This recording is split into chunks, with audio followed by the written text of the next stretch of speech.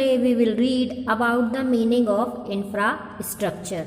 This is the chapter number 18 of economics of your social science book. So let's read about the infrastructure. Infrastructure or foundation for an economy, according to its name, provides a basic for the development of the primary and secondary sectors of production.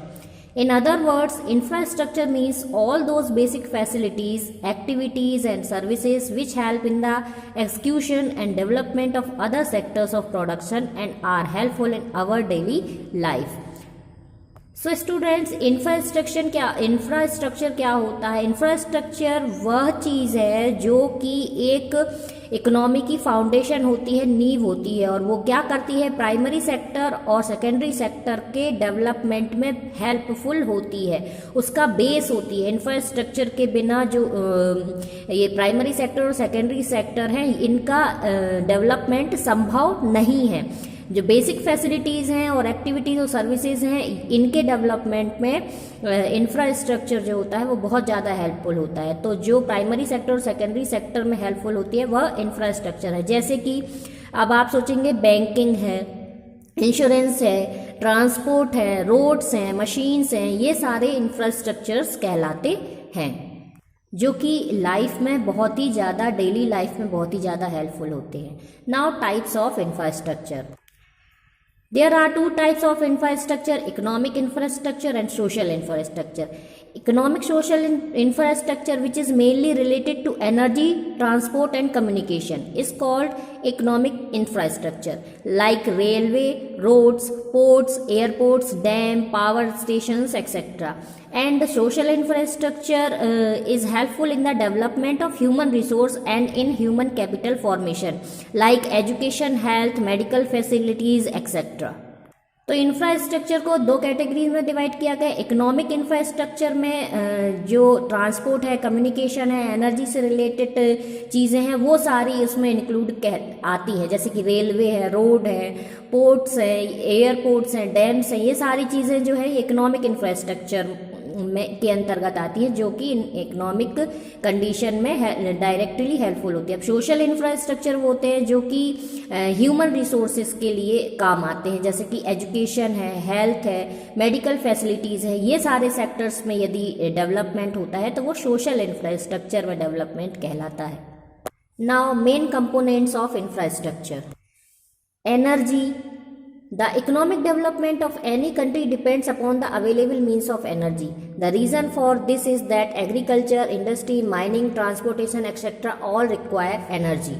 अब main components जो हैं उनमें energy है, transportation है, communication है, banking, insurance, finance companies, education and health है, tourism है, ये सारी चीज़ें इंफ्रास्ट्रक्चर के कंपोनेंट हैं। तो जो एनर्जी है, इकोनॉमिक डेवलपमेंट, किसी भी देश का इकोनॉमिक डेवलपमेंट जो है वो एनर्जी वहाँ पर किस तरह की, उस पर डिपेंड करता है। वहाँ उस एरिया का एग्रीकल्चर, इंडस्ट्री, माइनिंग, ट्रांसपोर्टेशन, ये सारी चीज़ें अगर बहुत अच्छी हैं तो वो देश डेवलप्ड हो जाता है, क्योंकि वहाँ पर ये एनर्जी सोर्सेस हैं, ये बहुत ही अच्छे हैं। Sources of energy. There are many sources of energy as electricity, coal, lignite, natural oil and gas, etc. Among all these sources, electricity is most important. अब एनर्जी के बहुत सारे सोर्सेस हैं, इलेक्ट्रिसिटी है, नेचुरल ऑयल है, gas है, बहुत सारे हैं। इन सब में से सबसे ज़्यादा ज़रूरी इलेक्ट्रिसिटी होता है। आप समझ सकते हैं कि इलेक्ट्रिसिटी कितनी इम्पोर्टेंट है हमारी लाइफ में। इसके साथ साथ जो इलेक्ट्रिसिटी है वो also generated with the help of three main sources: water, coal and atoms. अब थ्री मेन सोर्सेस की हेल्प से जो इलेक्ट्रिसिटी है उसे जनरेट किया जाता है, वाटर, कोल और एटम्स। तो जो वाटर से electricity, hydro electricity is produced by constructing dams on rivers. Coal is to produce thermal power and uranium and thorium are used in the production of atomic energy. अब ये hydro electricity जो है वो water से produce की जाती है, जो कि डैम्स और रिवर्स कंस्ट्रक्ट करने से मिलती है। इसके बाद थर्मल पावर जो है वो कोल से बनाया जाता है, और जो एटमिक एनर्जी वो यूरेनियम, थोरियम से बनाई जाती है। In India, 80% of total production of electricity is produced by thermal power. अब हमारे भारत में इलेक्ट्रिसिटी का 80% जो है वो थर्मल पावर से प्रोड्यूस किया जाता है। Now position of electricity in India. The demand for electricity in India has increased rapidly due to industrialization, use of machines in agriculture, increase in urban population and electrification of villages. अब हमारे देश में electricity जो है वो बहुत ही तेज़ी से उसका प्रोग्रेस हुई है मशीन्स और एग्रीकल्चर में, पॉपुलेशन अर्बन एरियाज़ में जहाँ पॉपुलेशन बहुत ज़्यादा वहाँ पर इंक्रीज़ हुई है, इलेक्ट्रिसिटी गाँव में भी बहुत ज़्यादा इलेक्ट्रिफिकेशन किया गया है. But the production of electricity has been low as compare to its demand. लेकिन फिर भी हमारे देश में जितनी डिमांड है उस हिसाब से उतना प्रोडक्शन नहीं हो पाता है इलेक्ट्रिसिटी का. जबकि इलेक्ट्रिसिटी का प्रोडक्शन जो कि 1951 में 2.3 मेगावाट था, वही आज 2005 में 6 में बढ़ करके 143.8 मेगावाट हो गया. उसके बाद भी सफिशिएंट नहीं है because of the population and demand of the India. Now second component of infrastructure is transportation. Transportation occupies an important place in the economy of any country. Transport is important from economic and social both points of view. Transport is a means of linking producers with consumers. अब जो transport है वो किसी भी country की economy को develop करने में बहुत ज़्यादा इंपॉर्टेंट रोल निभाता है. यदि किसी देश का ट्रांसपोर्ट अच्छा है तो उस देश की इकोनॉमी भी अच्छी होगी, क्योंकि ट्रांसपोर्ट जो होता है वो कंज्यूमर्स के जो प्रोडक्ट्स हैं उनको लिंक करने में, एक जगह से दूसरी जगह में लिंक करने में, भेजने में वो हेल्प करता है. There are several means of transport such as block cart, bus, truck, tractor, ship, railways, aeroplanes, etc. So you will read about the rail transport, road transport, water transport and air transport. Now communication. The Indian communication system is the largest one in the world.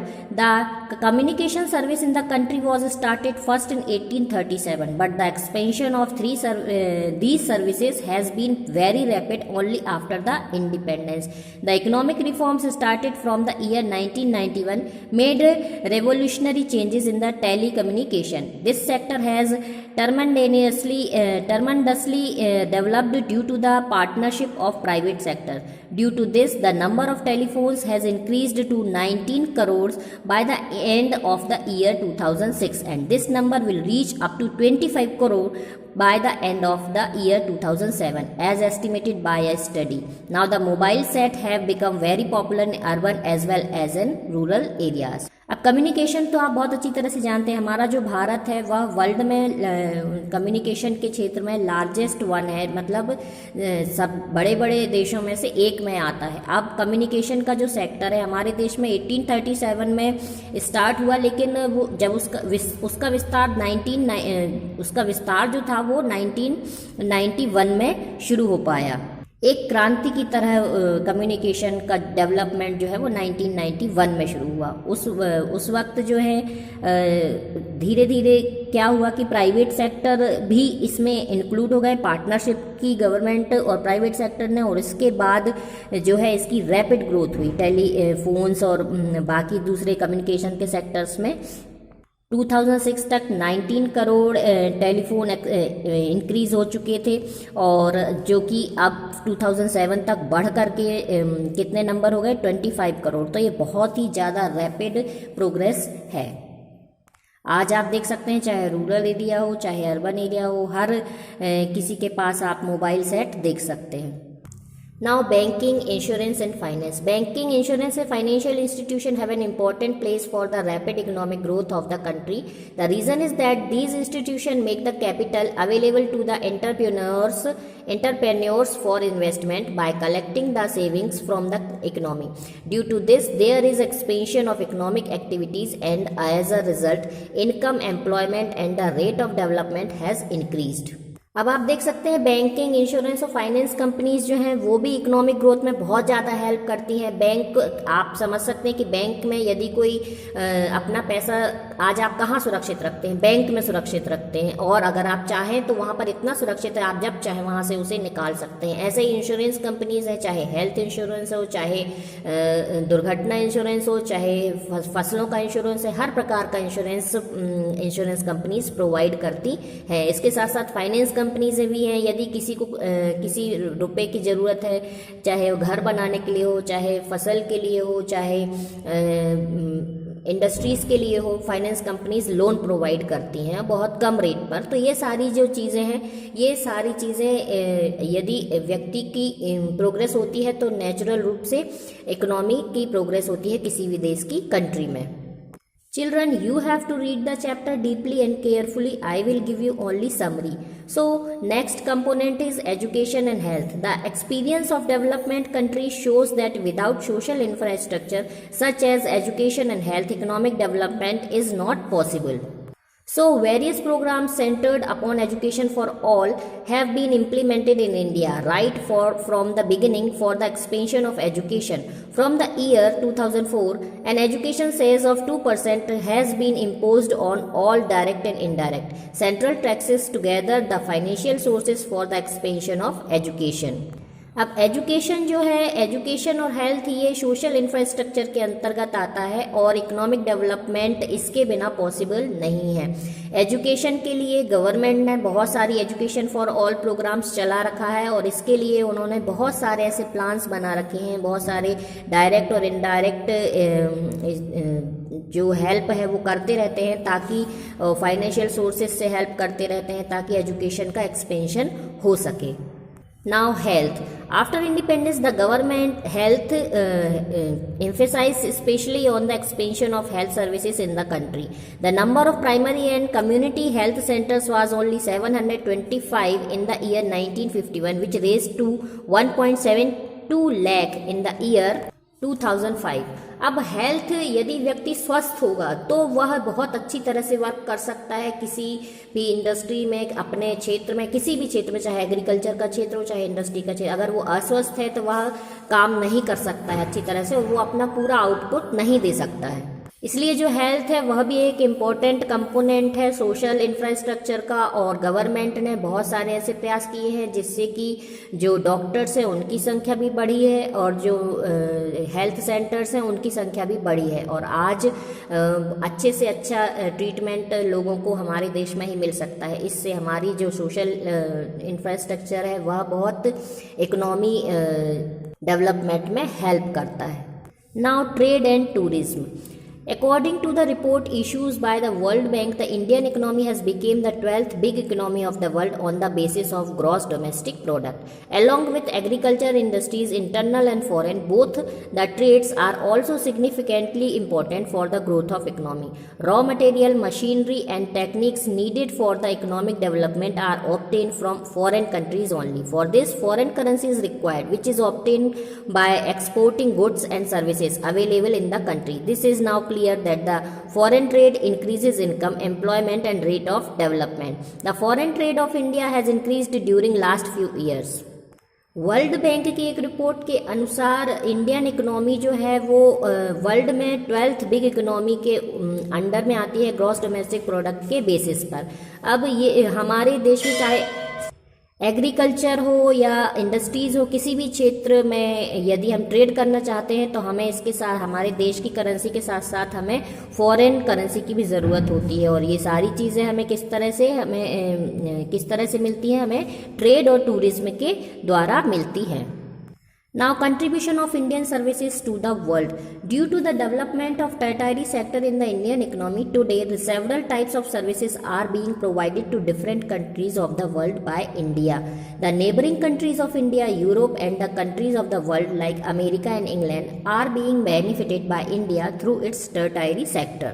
अब हमारा जो देश है यहाँ पर जो टर्टायरी sector है ये इंडियन इकोनॉमी को बहुत ज़्यादा डेवलप करने में हेल्पफुल होता है। तो हमारे देश जो है सिर्फ हमारे देश में जो टर्टायरी सेक्टर है ये सिर्फ हमारी कंट्री के लिए नहीं बल्कि दूसरी नेबरिंग कंट्रीज़ के लिए और दूसरे देशों के लिए भी हेल्पफुल होता है। बहुत बेनिफिट, चाहे वो अमेरिका हो, चाहे इंग्लैंड हो, चाहे भूटान हो, चाहे नेपाल हो, ये सारी हमारी कंट्रीज़ के लिए हमारा जो देश है वो टर्टायरी सेक्टर से हेल्प करता है। अब ये बहुत सारे वे हैं जिस तरह से ये हेल्प कर सकता है, जैसे कंप्यूटर सॉफ्टवेयर सर्विसेज हैं, कम्युनिकेशन सर्विसेज हैं, बैंकिंग एंड फाइनेंशियल सर्विसेज हैं, टेक्निकल एंड गाइडेंस सर्विसेज हैं। ये सारे सेक्टर्स के थ्रू हमारा देश जो है वो इंफ्रास्ट्रक्चर को बढ़ाने में हेल्प करता है। Students, you have to read the chapter deeply and word to word I am giving you only summary, and here is your chapter number 18 and finished, and you have to complete the exercise by yourself.